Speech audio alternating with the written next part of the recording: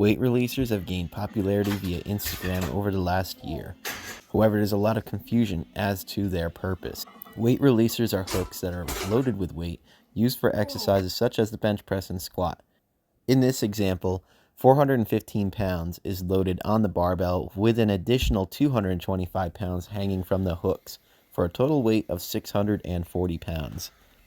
The eccentric phase of the squat is performed with the full 640, and as the bottom of the squat is reached, the hooks release and stay on the ground, and the concentric phase is performed with 415 pounds. The eccentric phase of a lift, the lowering phase, is the phase in which we are the strongest.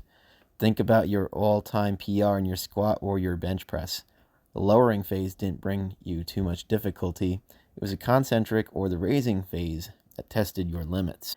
Indeed, research has shown that our eccentric lowering capabilities may be as high as 120, 130, or even 150% of your 1 rep max. During an eccentric movement, cross bridges are torn apart. When forced separation of actin and myosin occurs, they will actually reattach at a faster rate than normal. This means that the number of cross bridges attached at any given time during the eccentric phase remains high, thus meaning we can generate more tension and handle more weight. So why would we want to use these weight releasers? Overloading eccentrics can increase muscle growth or protein synthesis. More fast twitch motor units will be recruited, causing a greater release of IGF-1.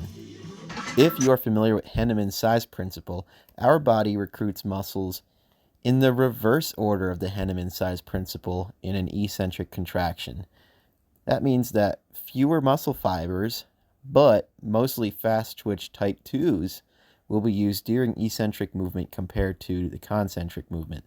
This means that those type 2s are putting in some immense work. Another benefit of releasers is to practice with maximal weights. After performing eccentrics well over your 1 RM, when attempting a PR in the future, you'll no longer have that crushing feeling.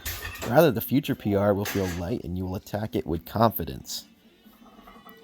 That immense load used could possibly promote inhibition of the Golgi tendon. Additionally, because of the lightened concentric and greater eccentric, muscle spindles may be more active and you may get an amplified stretch shortening cycle.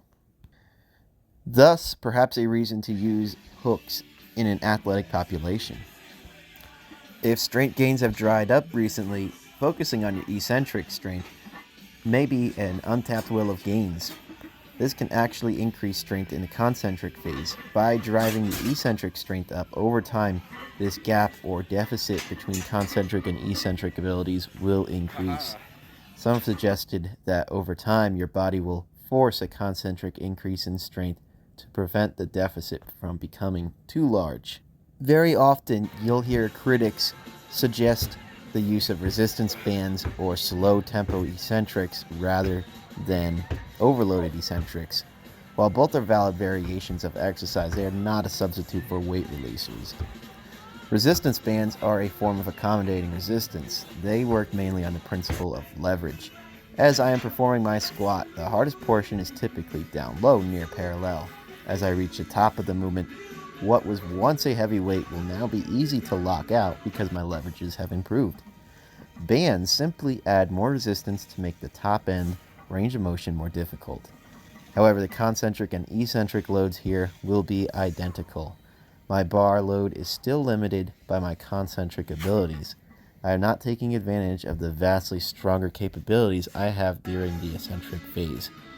This is the same criticism I have with tempo eccentrics.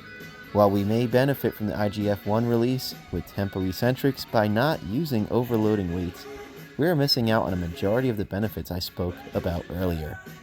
I hope this video explains some of the reasons why eccentric overload training can be beneficial.